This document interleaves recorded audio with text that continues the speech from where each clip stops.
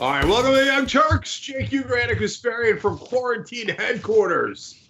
Everyone has been asking to be socially distanced from me for years and years. Well, ask and ye shall receive. We have social distancing. We're all doing this from our individual homes, from Kasparian's headquarters in a remote location somewhere in Southern California. We have Anna Kasparian from Uygur headquarters. My wife's last name is Lang. All right. Anyway, we have Cenk Uygur, obviously. So listen, guys, these are not light times, but my job is to be a goofball, so I'm going to be a goofball anyway, where it is called for. And of course, anger and passion, where that's called for. And we got plenty of that as well. I have a lot more information on coronavirus. I will share that with you. Whatever you do, do not ever take the information I have as medical fact.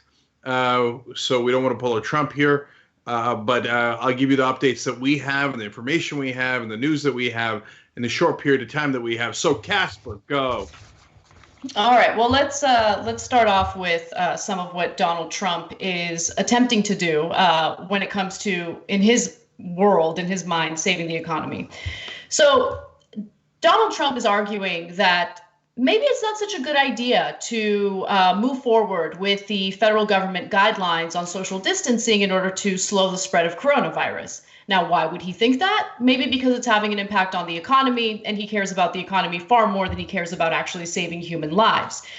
So actually, he had a talk on Fox News, and check out how soon he would like to end the guidelines for social distancing. We're going to be opening relatively soon. Our time comes up on Monday or Tuesday, the allotted 2 weeks, but we'll stay a little bit longer than that. But we want to get open very soon. I think that was a big reason it's gone up. I also think that the fact that the Senate and the House, we seem to be getting along as much as you can get along. We seem to be getting along now on a bill. I think that maybe had even less of an impact than the fact that we're opening up this incredible country, because we have to do that. I'd love to have it open by Easter. Okay, I would love to have it open by Easter. I will tell you that right now. I would love to have that. It's such an important day for other reasons, but I'll make it an important day for this too. So, of course, he wants to open up the economy as quickly as possible, and it goes against everything that health experts have to say. But don't worry, he's been getting some advice from business experts, because that's much more important to him. So the Centers for Disease Control and Prevention has been urging social distancing, defined as remaining out of places where people meet or gather, and avoiding local public transportation, even if you don't have any symptoms of the virus, as a way to slow the spread of the disease.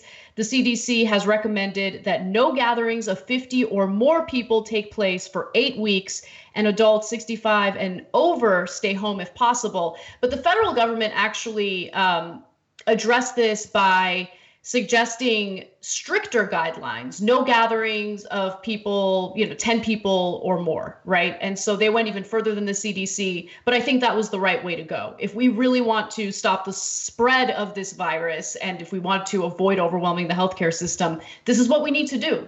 This is what we need to do to save lives. That should matter more, but we have oligarchs running the country, so the economy is all that matters. Their damn stock portfolios, all that matters. Okay.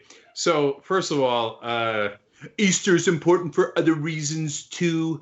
It's when Jesus opened his casket, but now it'll also be known for Trump opening the economy. Okay. Okay. Yes, Easter is also known for other things other than you, Donald Trump. Later, Dr. Oz, of course, would ask him, on what medical advice would you set the date of Easter? He's like, well, we'll have to see how that goes. So of course he's just pulling a date out of his, what. And by the way, putting it on actual Easter is a terrible idea, because then everybody will gather in the churches, where then you could spread the disease more. So, but he doesn't have any of the details planned. He has no idea what he's basing it on. Is there some, medical update that he would have to see for him to pull the trigger on it being Easter? Would he rely on some experts? Which experts? Is there any metrics that we could look at to see what would precipitate that turnaround. Look, everybody wants to eventually be able to go back outside. I mean, at a bare minimum, we're all going stir crazy, let alone the damage to the economy. We're all cognizant of that. But we have to have some rational, scientific, medical reasons that allows us to say, hey, you know what? Now we think it's safe enough. And remember, as we said on yesterday's show, if everybody goes back to work and then we have another round of the virus, you did not help the economy, you hurt the economy, because then you got to self-quarantine again, and it goes in waves rather than hopefully getting it over in one shot. No, let's just stop wasting our time sugarcoating anything, because the truth is a lot of people are going to die, okay? We have an incompetent moron running the country, and he is being advised, Cenk. Are you kidding me? Of course he takes advice. He takes advice from a person named Wall Street. Like, he doesn't care about the medical experts surrounding him. And it's hilarious because he is surrounded by medical experts, right, who are trying to dissuade him from, quote unquote, opening the economy back up, which would, again, lead to this virus continuing to spread. It would needlessly make this process drag out longer than it needs to. And people are going to die when you could save lives by just doing what you need to do as a leader, right? But he's not interested in being a leader. So it's really fascinating to see people surrounding him, including Dr. Deborah, what was her name? Birx. So Dr. Deborah Birx and Dr. Anthony Fauci are doing the rounds, media rounds, to correct his misinformation and to urge people to stay home. And here's one example of that. We know in specific metro areas and all the areas that have rising number of cases should be following all the president's guidelines. Those were very clear. They were sent out over a week ago. And this is my plea to every American. Please continue to follow the presidential guidelines. Are you confident that the president will listen to you, to Dr. Fauci, to Dr. Adams, the Surgeon General, if you were to say, look, we know it is a hard pill to swallow, so to speak, for the economy, but to save lives, we have to continue this lockdown? Are you confident he would listen to that advice and take that advice? I am confident that the president has listened to and seen all of our data as it evolves. I think you can see that the president over these 3 weeks has been very focused on what the American people need, both economically and public health-wise. So they have to really walk this fine line of not offending Donald Trump, because as we know, anyone who goes against him immediately gets fired. But they also have to convey important information so Americans protect themselves and they don't spread the virus. One other suggestion that I'm hearing from the business community is, okay, well, you know, we know that young, healthy people are less likely to die as a result of coronavirus. So why don't we send them back out into the workforce and have the older, vulnerable people stay home? How does that stop the spread? Like, old people and young people aren't like completely segregated. It's such a dumb suggestion to practice. And it's all to, you know, get the stock market back up, which, by the way, it's doing well today, but it's obviously a very temporary bump based on nonsense because everyone's expecting the Senate to pass the stimulus bill soon. Yeah. So, look, older people are more vulnerable to die. They're not more vulnerable to get the disease. We're all equally vulnerable to actually contract the disease. So it's not like, oh, old people are home, so nobody's going to get the disease. No. And if young people go to work and they get the disease, they can bring it back home. And so, and there'll be more people that contract it, which then puts older people in more and more danger as well. So that's not really how it works. And what I'm worried about with Donald Trump is it's not just that he would lift the idea of social distancing, whether it's in 15 days or by Easter. It's that every time he starts to talk about how we got to start getting back together and get the economy going and get rid of social distancing, I'm afraid that more people are going to start doing that right now. They're not going to wait till Easter. They're like, oh, the cult leader said it was going to be fine. So, oh, I hear it's just for weak liberals in blue states. I'm fine. I'm undefeated. I'm going to go out there. And then, again, the problem here is the waves. It starts on the coast because that's where people come into the country from and came from outside the country initially. It slowly goes to the middle of the country, but if the middle of the country isn't paying any attention to facts or science, it'll then go back out to the coast, and round we go. That's why we all have to do it at once.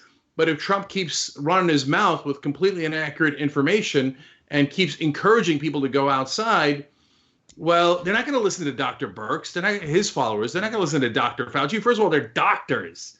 They believe in science. So, of course, Republicans aren't going to listen to that. They're going to listen to their dear leader. And the dear leader's acting nonchalant and cavalier again. So it endangers our lives. But, guys, also, please, for God's sake, it's not an either or. It's not either we protect our lives or we protect our economy. If we endanger our lives, it further endangers the economy. It doesn't help the economy anyway. I know, but by making that point, you're asking, members of Trump's base and the Trump administration to think ahead and have an actual thought process that's intelligent and well-meaning and, will yield the best results. Trump is a fly-by-night, shoot from the hip type of guy. He doesn't value human lives. The only thing Donald Trump values is his pocketbook. That's it. Our system, it's funny, he was quoted as saying this, and I just thought it was such an interesting statement because, look, he says, our country wasn't built to be shut down. This is not what the country was built for. It was not built to be shut down, right? Okay, it wasn't built to be shut down. He's actually right. That was a fascinating, honest moment for Donald Trump because our system is not meant to protect us during a pandemic because protecting Americans is not profitable. It's just not, right? In the short term. Everything is about short-term gain. It's not about what's best in the long term, both for the economy and for human lives. Anyway, right. I hate everyone. It's just, it's so it's so disgusting to see the type of behavior that we're seeing right now by members of the media and also, people who have been elected to represent us, much more concerned again, about their stock portfolios as opposed to stopping and slowing the spread of this pandemic. All right, to give you a sense, guys, last thing on this, to give you a sense of why people are so concerned and what does it mean people's lives are on the line, other than the obvious of they contract this disease and then they die. It's the ventilators, for example. So in New York, they're saying they need 40,000 ventilators because you have the people that normally need ventilators for getting sick for other reasons. Right. And now you add the pandemic on top. And if people stay inside, less cases come at the same time. And then the number of ventilators we have a better chance of being enough for the new patients and the old patients. But if Governor Cuomo is right and you have about 4,000 ventilators, but you need 30,000 ventilators and FEMA sends in just 400 the other day, which is nothing, well, then he's asking who's going to make the decision on which 26,000 people are not going to get a ventilator and a lot of whom are going to die on the spot. So that's what's at stake here as Donald Trump and his rich Republican friends obsess about their stock portfolio. Well, let's go from one corporate goon to the next. Texas's Lieutenant Governor, Dan Patrick, was recently being interviewed on Fox, and he's very much concerned about what this pandemic is doing to the economy. And he made a fascinating suggestion. Let's take a look. No one reached out to me and said, as a senior citizen, are you willing to take a chance on your survival in exchange for keeping the America that all America loves for your children and grandchildren? And if that's the exchange, I'm all in. And that doesn't make me noble or brave or anything like that. I just think there are lots of grandparents out there in this country, like me, I have 6 grandchildren, that what we all care about and what we love more than anything are those children. And I want to, live smart and see through this, but I don't want the whole country to be sacrificed.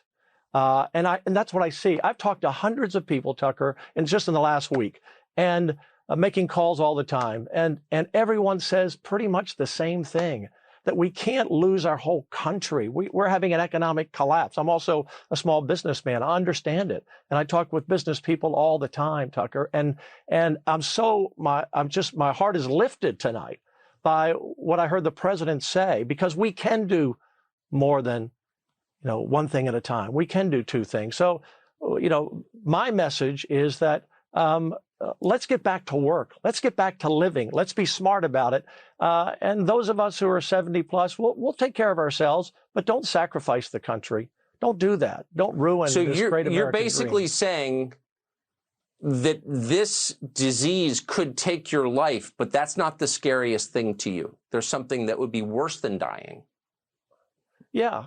Yeah, trash. Trash. That's what that was. That was trash. It was garbage. Okay. And I love how he tried to like flatter himself in the middle of that. Like, I'm not brave or courageous or any. No, you're not. You're trash. He should know that. Okay. By the way, he talks about his grandchildren. Okay. Go out there then. Because the real heroes right now are the people who are putting their lives on the line to treat patients with coronavirus, the people who are working at the grocery stores, so those stores remain open and we can have access to food. So if he wants to be brave and if he wants to practice what he preaches, why doesn't he go bag some groceries right now? Right now. You think Dan Patrick is going to do that? Trash. So let's finish the sentence, because he said, Tucker Carlson asked him, so you think some things are more important than even your life? And he said, yeah, his stock portfolio. I mean, there it is. Republican 101.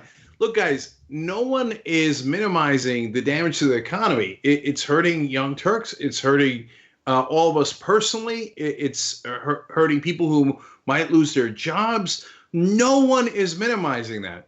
But if the trade-off is we let a huge percentage of people above the age of 70 die so the stock market doesn't go down and all those other economic ailments don't happen, I don't think that's a hard question. And apparently they don't think it's a hard question either. We just have different answers.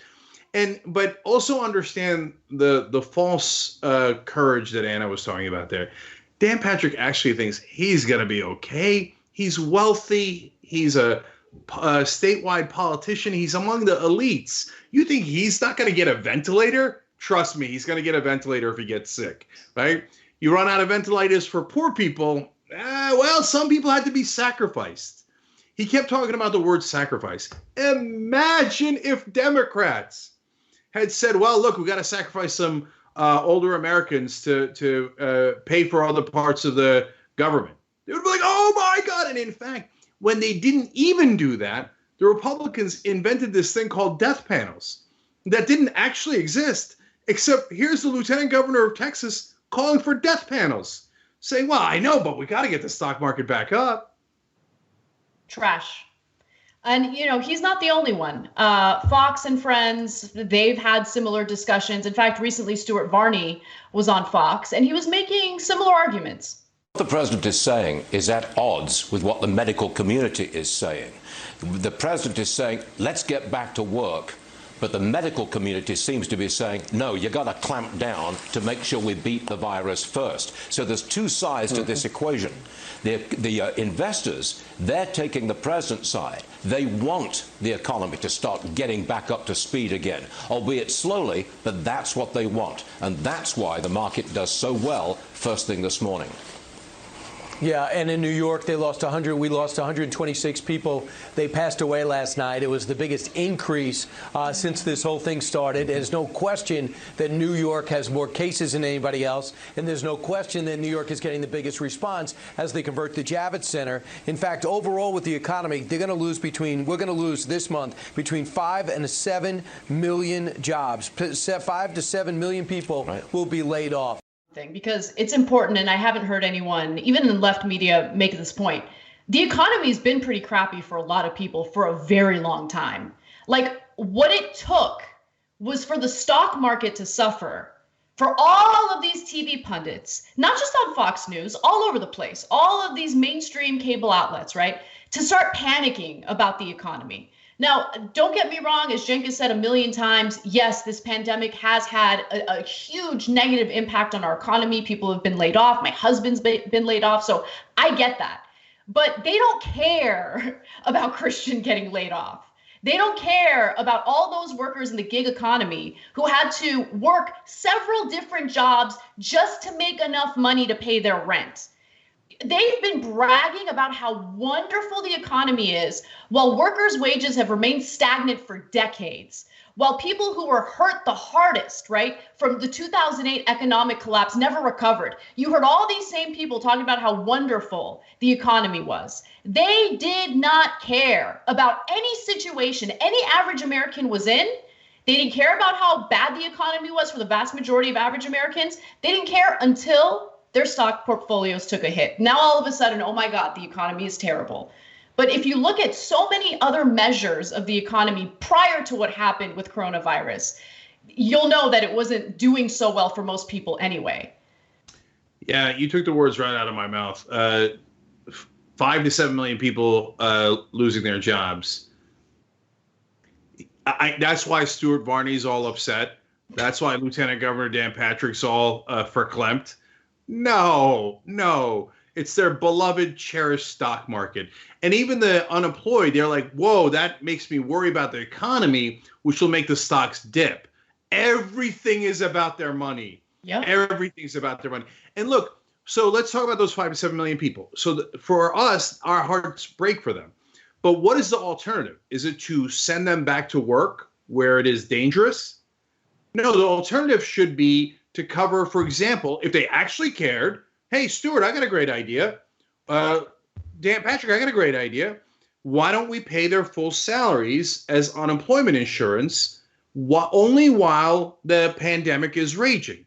And then we'll put a cap on it, and then we'll get back to normal afterwards. That way you can show that you really care about those people, instead of saying, the way I'm going to show my care is, no, I'm not going to give them money. And of course not. Don't be ridiculous, right? I'm not going to help them make a living or provide for their family. No, I'm going to send them back to work where they can get sick and then spread the disease. You see how caring I am? Get out of here. You don't care about them at all, not 1%. And again, guys, it doesn't help the economy if everybody goes back to work and they all get sick, and then we all have to go back inside the house for another couple of weeks or a couple of months. So this is no answer at all. And what they don't realize is it'll drag down the stock market, their beloved, cherished stock market, for even longer than this current situation. Exactly. All right. Well, when we come back from the break, we'll discuss the never-ending saga between Donald Trump and Dr. Anthony Fauci. It seems like tensions are certainly rising between the two, so I'll give you the latest on that. And then later in the show, we'll talk about where the Senate is with the stimulus bill that they have failed to pass so far. We need to talk about a relatively new show called the Republic, or UNFTR. As a Young Turks fan, you already know that the government, the media, and corporations are constantly peddling lies that serve the interests of the rich and powerful. But now there's a podcast dedicated to unraveling those lies, debunking the conventional wisdom. In each episode of the Republic, or UNFTR, the host delves into a different historical episode or topic that's generally misunderstood or purposely obfuscated by the so-called powers that be. Featuring in-depth research, razor-sharp commentary, and just the right amount of vulgarity, the UNFTR podcast takes a sledgehammer to what you thought you knew about some of the nation's most sacred historical cows. But don't just take my word for it. The New York Times described UNFTR as consistently compelling and educational, aiming to challenge conventional wisdom and upend the historical narratives that were taught in school. For as the great philosopher Yoda once put it, you must unlearn what you have learned.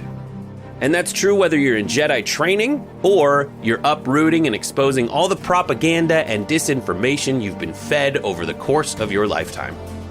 So search for UNFTR in your podcast app today and get ready to get informed, angered, and entertained all at the same time.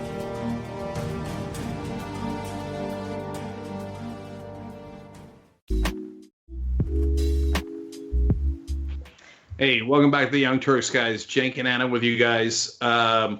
And we've got a great show for you guys, obviously. And we're going to talk about Fauci in a second. But first, I want to read some comments for you guys. MPC, these are our members as usual. MPC writes in, why, dear God, is he still in the White House? OMG. And that's how a lot of us feel, obviously. Unfortunately, there's such a giant difference between how a Democratic president and a Republican president is treated. If Obama had said one out of the 1,000 things that Trump has said wrong, they'd be looking to impeach him immediately. Okay, Trigger Incarnate writes in, great to see Cenk in fine form and doofing it up better than ever. No problem, can do. And Jay Hufford writes in, these Republicans are all pro-life until it means a few points off the Dow. Then it's like the surplus of dead bodies is a growth opportunity for funeral homes, gravediggers, and crematoriums. They haven't said that yet, but hold, and you never know. All right, Anna, you're up. All right. Well, I want to stay on this topic of Anthony Fauci within, this coronavirus task force, because he's kind of like a security blanket. It's comforting to know that there are some experts around Donald Trump, but unfortunately, he's got some issues with Trump, and Trump's got some issues with him. So after weeks of having to correct Donald Trump's misinformation on COVID-19 and doing a number of media appearances in order to set the record straight, it appears that Dr. Anthony Fauci, who's the director of the National Institute of Allergy and Infectious Diseases, is experiencing an increase in tensions between himself and Donald Trump. And it's because of the fact that he's been going on cable news shows, network news shows, in an effort to correct the record on some of the misinformation that Trump has put out there. And Trump doesn't take kindly to that.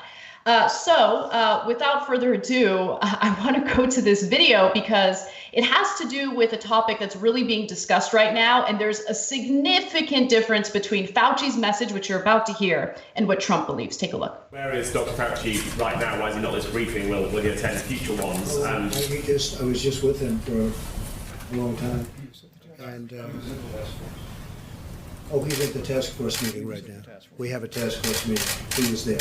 Does he agree with you about the need to reopen the economy soon? Well, he doesn't not agree. I mean, we had a long talk, and he understands there's a tremendous cost to our country, both in terms of lives and in terms of economics and in terms of many, many years of rebuilding something that was a fine-tuned machine. It was nobody's fault. It just happened. This horrible virus came from wherever, and it just happened. It just happened. He fully understands that. No, he's a good man.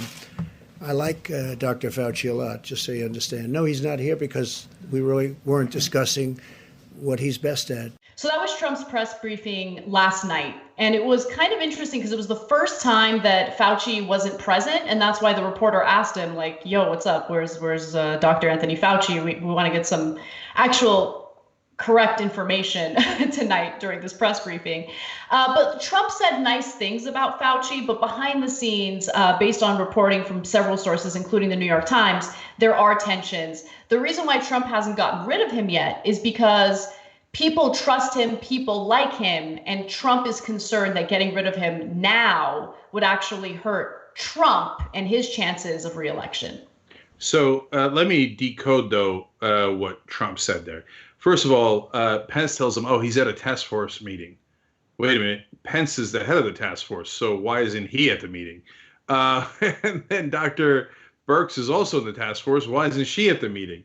No, they decided that they were going to keep Fauci out of the meeting. They're like, this isn't what he's good at. What do you mean? Informing people about the status of the virus is exactly what he's good at. And so why? Does he have some sort of secret talent at NASCAR that we're unfamiliar with? No, that's the whole point of Dr. Fauci, is to come and tell us what the latest scientific and medical issues are in regards to this virus.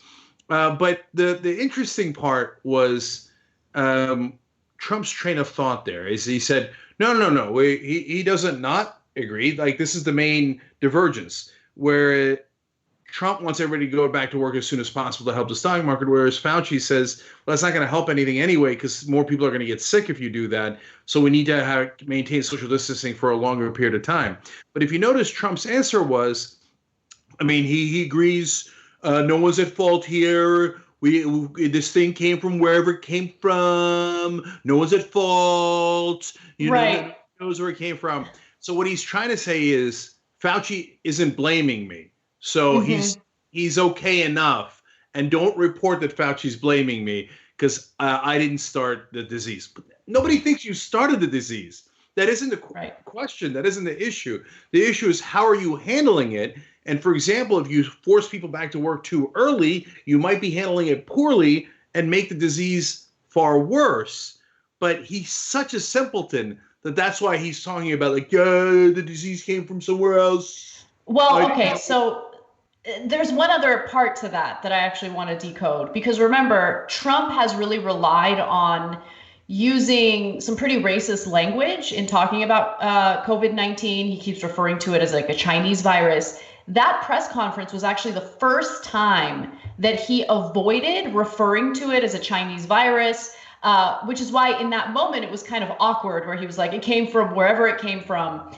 And it's so funny. I thought about this last night. I'm like, it's going to hurt his vote with Asian voters who, there's a pretty significant conservative Asian voting bloc that he's needlessly antagonizing right now. And then sure enough, all of a sudden he starts, changing his rhetoric. And I think it has to do with his chances of getting reelected, really. Yeah, no, look, credit where credit is due. I mean, it's the same thing as Trump always does. He starts a fire, then sometimes he puts some of the fire out, and forcing me to give him credit for that. But yeah, he's the one that started creating this atmosphere where Asian Americans were being blamed. I told the story on the air now a couple of weeks ago about how my son came home asking about if it was basically Chinese people's fault. But I'm glad he's now backing away from that. And he also put out a tweet saying, hey, don't blame Asian Americans. They didn't do this and they're an important part of our community, etc. Yes, Anna, it's a rare ethnic voting bloc that he hasn't completely pissed off and might be able to get a couple of votes from. Koreans, for example, are very religious and have a decent chance of voting Republican based on that. And there's many other factors here. But also, there are a lot of wealthy Asian Americans. Yeah. So could he care about that in terms of his donor class? Could he be hearing from Asian business leaders? That certainly could be the case as well. Exactly. And I do want to mention that Dr. Anthony Fauci completely disagrees with Donald Trump's goal of opening the economy back up, meaning encouraging people to go back to work by Easter. In fact, he released a statement, Fauci did, saying that Trump needs to be very flexible with that date. So we'll see what happens. We know that if experts around him push him too far in a direction he doesn't want to go in, or in a direction that doesn't immediately benefit him in the short term, then he gets rid of them. He likes to be surrounded by yes men. And luckily, some of the health experts around him right now aren't yes men, but they're doing their best to try to massage him while, getting actual factual information out there. And by the way, go ahead, Jake. Yeah. And Trump even said in that press conference, he said, well, if we listen to the doctors, the whole world would be shut down, and they'd shut it down for 2 years. First of all, that's not remotely true. No doctor has said we're going to shut the world down for 2 years. But more importantly, it gives you a sense of his mindset there, where he thinks, if I listen to the damn doctors, they're going to want to be cautious. And I don't want to be cautious. Because that's about saving people's lives, and I'm trying to save my presidency here and my chances at re-election. So that's why he's talking about, other smarter conservatives frame it as a balancing act. Well, that's a sensible way of talking about it, even if they don't mean it. But for Trump, he doesn't have that kind of nuance. So he's just like, don't listen to the doctors. They shut it down for 2 years. So in other words, I am not going to listen to the doctors. Right. Well, I want to reset for the second half of this story because it has to do with that legendary facepalm moment during one of these press briefings. So let's talk about that a little bit. During one of Donald Trump's press briefings on coronavirus, there was a moment where Dr. Anthony Fauci appeared to respond to something Trump said with a facepalm, right? Now, if you watch TYT regularly, you're familiar with the facepalm because I do it quite often toward Cenk when we're hosting together. But in this case, Dr. Anthony Fauci did it in response to Donald Trump. Let's take a look at that moment, and then I'm going to tell you the excuse that Fauci has given the public about that moment. You know what I'd like to do? I'd like him to go back to the State Department, or as they call it, the Deep State Department, if you don't mind. I'd like to have him go back and do his job. So does anybody have any question? Please. Okay, so, instead of saying State Department, he says Deep State Department. And so, of course, people want to know, what's up? Not just the media, but people surrounding Trump who are Trump loyalists are like, oh, we don't like that guy. What is he trying to say? Well, officials asked him about that viral moment in the White House briefing room when he put his hand to his face and appeared to suppress a chuckle after Trump referred to the State Department as the Deep State Department. Fauci had a benign explanation. He had a scratchy throat and a lozenge or cough drop he had in his mouth had gotten stuck in his throat, which he tried to mask from reporters. Is anyone buying that? Is anyone buying? It's okay. We all had the same reaction, Dr. Fauci. But he's got to give some sort of excuse. Otherwise, Trump will throw a temper tantrum. Yeah. When a cough drop gets stuck in my throat, I always laugh. I think oh, that's so funny. It's stuck in my throat. Oh, yeah. I got cough drops all day when I'm doing the show with you. That's what the facepalm's all about, Cenk. Just that lozenge stuck on the roof of my mouth. Yeah. So, look, Fauci's been around since 1984 in the government, fighting infectious disease and being the head of that department. So before this pandemic, he was best known for getting Ronald Reagan to pay a little bit of attention to HIV/AIDS. He did some great work in moving the government in the direction of actually helping people. Reagan did far too little, far too late, but at least Dr. Fauci moved him in the right direction. So he knows how to handle sensitive politics. And so I as long as he's not fabricating anything about the disease, if he's fabricating something about a lozenge, I could live with it. Because, if you upset Trump, he doesn't care how good you are at your job. The only thing he cares about, we've talked about this 1,000 times, is loyalty, because he's a mobster at heart and he values loyalty over competence. So if you piss him off, it'll be Fauci versus Grouchy. And we can't have that because we need Fauci. We do. We need actual health experts to give us the information we need to stay safe. So I agree with you on that. All right. When we come back from the break, turns out that some of those insider trading senators are being called out by a Republican. So I'll tell you who it is. And by the way, in the process of going after them, this Republican is defending Katie Hill. Who is it? Yeah, well, and I'll tell you too. But by the way, yes, Fauci versus Grouchy is a dad joke. So buck to tyt.com/go. And yes, I actually got it from Brett Ehrlich. Anyway, and yes, please, tyt.com/go is as important as ever. And also in the postgame today, we're going to talk about Melania Trump. Did she actually get tested? And did Trump actually know that? We got a great video for you guys. And of course, here the last half hour is a third of the show, and that's just for members. tyt.com/join to become a member. If you're watching on YouTube, it's the little join button underneath the video. All right, we'll be right back. At TYT, we frequently talk about all the ways that big tech companies are taking control of our online lives, constantly monitoring us and storing and selling our data. But that doesn't mean we have to let them. It's possible to stay anonymous online and hide your data from the prying eyes of big tech. And one of the best ways is with ExpressVPN. ExpressVPN hides your IP address, making your activity more difficult to trace and sell to advertisers. ExpressVPN also encrypts 100% of your network data to protect you from eavesdroppers and cyber criminals. And it's also easy to install. A single mouse click protects all your devices. But listen, guys, this is important. ExpressVPN is rated #1 by CNET and Wired Magazine. So take back control of your life online and secure your data with a top VPN solution available, ExpressVPN. And if you go to expressvpn.com/TYT, you can get 3 extra months for free with this exclusive link just for TYT fans. That's expressvpn.com/TYT. Check it out today. All right, back on the Young Turks. Let me go to your comments. Members first, tyt.com/join to become a member.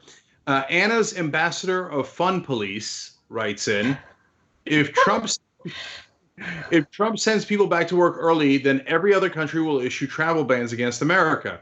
Other countries are not stupid, and they don't want to get corona again after getting it under control. It's a very good point, and almost certainly will happen. I bathe in a very stable genius's tears, says Fauci isn't being exiled just because he corrected Trump. He's being exiled because he's taking some of the spotlight away from Trump. That's an excellent point. Trump said that he, in the past, he said he liked Fauci because he's good on TV. He's a good TV doctor. Okay. But the thing with Trump is you got to walk a fine line. You have to be good on TV, otherwise he doesn't like you. But if you're too good on TV, then you're taking the spotlight away from him. Can I say something about Anthony Fauci? I don't know what it is about him, but it is comforting for me because I like this person a lot. But Fauci reminds me a lot of Dave Kohler. Yeah, right? Right? Yeah, there's like some, like the gestures and like how he speaks very matter-of-factly and he just like cuts to the chase. Like it just reminds me of Dave Kohler, and I'm like, I trust that guy. He knows what he's talking about. It's a less grouchy Fauci. Yes. One last thing, right? So when Trump says, I like X, X's days are numbered. And kudos to Trump for not mentioning China this time around. So easy to get praise, just as long as you don't do the worst of the worst.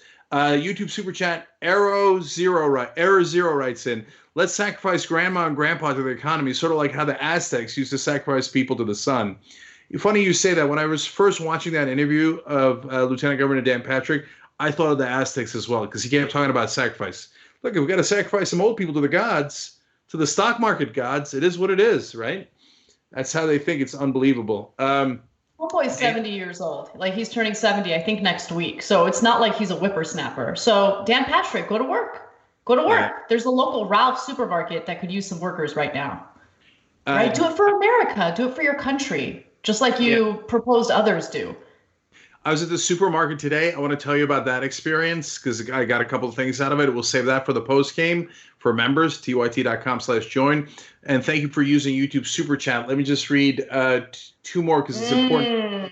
He said, Cenk, you're looking surprisingly fresh. I think this quarantine has done your skin good. No, it's the lighting. And Jeffrey Perez says, what do you think about New York? Do they need to lock the city down? People are escaping the hot zone. Limit domestic travel. Well, that's an issue that just came up. And Dr. Birx said, if you're leaving New York City, you should self-quarantine for 14 days because you might already have the disease. Just leaving doesn't mean you're safe. Doesn't mean you don't already have it. I understand the urge to leave, and I'm sure they're not going to lock the city down.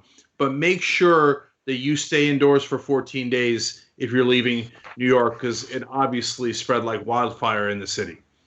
Okay. Anna. All right.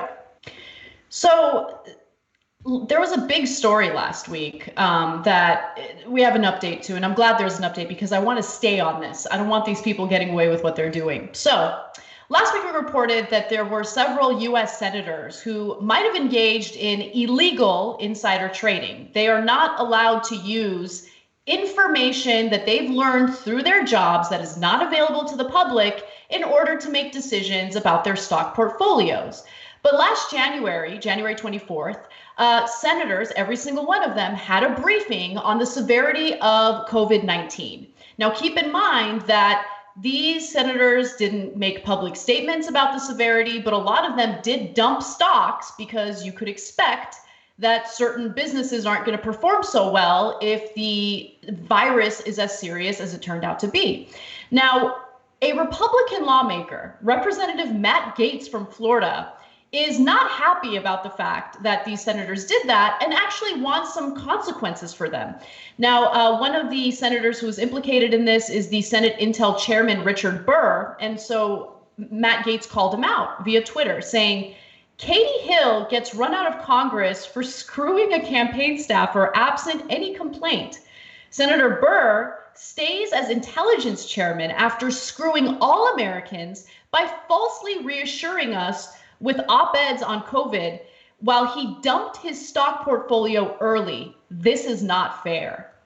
So I have so many thoughts on this. First of all, I will support anyone who wants to call out these senators. I believe that these senators should be investigated. They broke the law. And it's not just Richard Burr.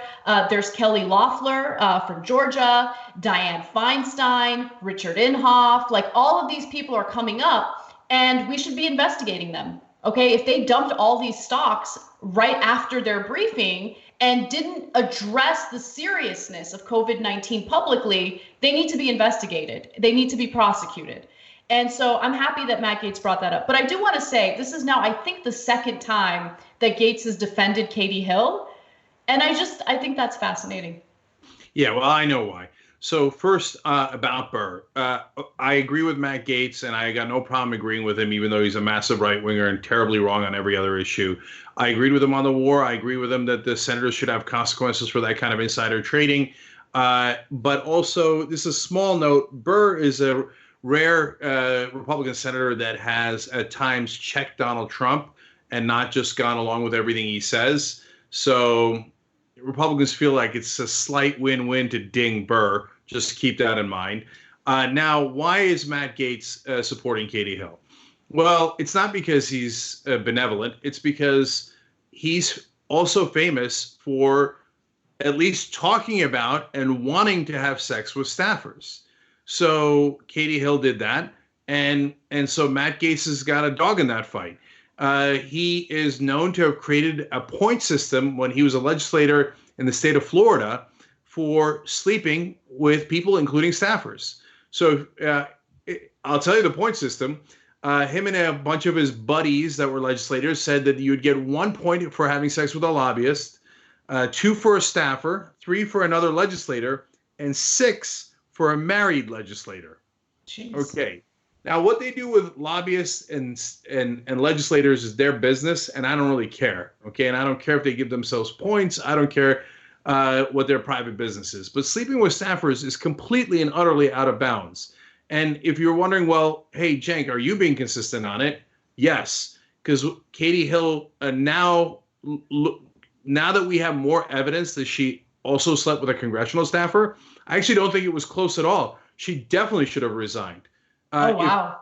Yeah, of course. If any progressive had slept with a campaign staffer, any male, period, any progressive, a progressive male, no one would defend them. Not one person in America would defend them. They'd all be run out of town. So why do we have different standards for Katie Hill?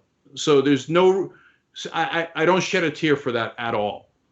Okay. Yeah. I mean, look, I think that if there's any cause, if there's any reason to believe that criminal behavior exists among our lawmakers, members of the Senate, especially when, they, in a lot of cases, downplayed the seriousness and severity of COVID-19 publicly, but privately, they knew what the truth was, and they prepared themselves financially for when the market would tank. So they risked people's lives, and on top of that, broke a law regarding insider trading. And it's amazing because every once in a while I see these tweets about how, they're lawmakers, so they're immune to those types of law. No, they're not. The law applies to them. It applies to them. And they can't be doing insider trading based on non-public information that they're getting from these briefings.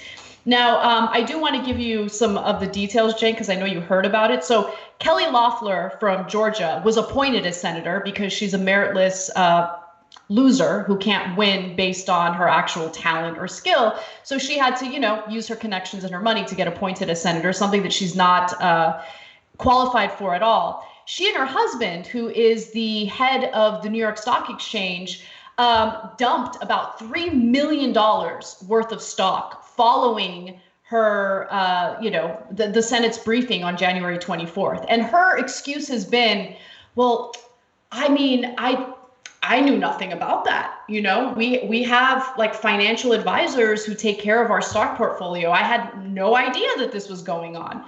Who knows? Maybe she's telling the truth. Doubt it, but she should be investigated. So when she was appointed, the main reason that reporters pointed to was that she was a very good fundraiser for Republicans. So it's always the money. And now, I didn't know at the time that her husband was the head of the New York Stock Exchange. Now, putting those two things together, it's not surprising that she knows a lot of wealthy people, and she, in essence, bought that seat for herself. Well, if you're in the business of buying things like that, well, you're going to have to save your money. So since they had information the rest of us didn't, they dumped all their stock. And she says, well, look, my husband made the trades. Yeah, but you talked to him. and it doesn't make it any better if the head of the New York Stock Exchange had information that no one else at the New York Stock Exchange had. That doesn't make the situation any better at all. And you're not going to tell, no one's going to believe, at least no real person is going to believe that it was just a wild coincidence. All right, well, we got about 15 seconds. So I just want to encourage everyone who is a member to stick around, because we will be doing a members only post game, and we have some stories for you guys, in addition to some personal stuff that we'll talk about. I know Cenk promised a personal story, and I hope you guys enjoy it. If you're not a member, you can become one by going to tyt.com/join. Thank you, and we'll see you soon. Thanks for listening to the full episode of the Young Turks. Support our work, listen ad-free, access members-only bonus content, and more by subscribing to Apple Podcasts at apple.co/TYT. I'm your host, Cenk Uygur, and I'll see you soon.